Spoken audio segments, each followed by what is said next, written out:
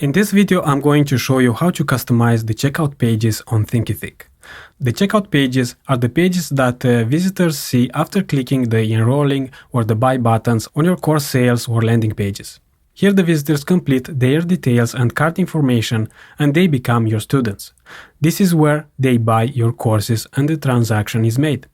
In order to edit a checkout page on Thinkific, go to Design Your Site section, then select Site Builder. Next, select Default Pages and Checkout Payment. There you go. This is how the checkout page looks at the moment. It looks pretty okay like this, but there's a great feature you can add in Thinkific, and that is a countdown timer. This can create the scarcity or the urgency effect for your offer and make students act now and buy your courses. Keep in mind that this will not work with all the students. I'm just showing you different tools that you can use in your strategy. Let me show you how to use a countdown timer. In order to add a countdown timer, you need to add a new section and select Countdown Timer. Then here, you can use the expiry date of your offer. Then save the changes.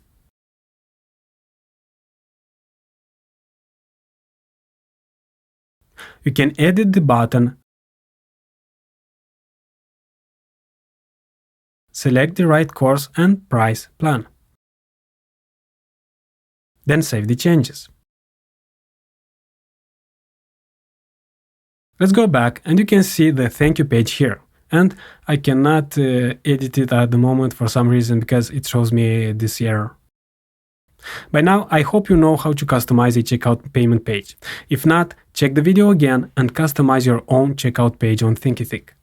To recap, in order to find the pages that you can edit and customize for your course, go to Design Your Site, select Site Builder, select Courses, then select the course you want to customize.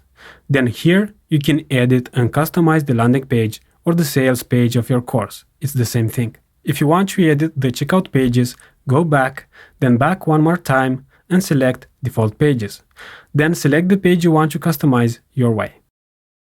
For your assignment, customize your checkout page. You don't need a countdown timer to add. Just try customizing your checkout page. This is the main mission of this lesson. When you finish your assignment, I'll see you in the next lesson.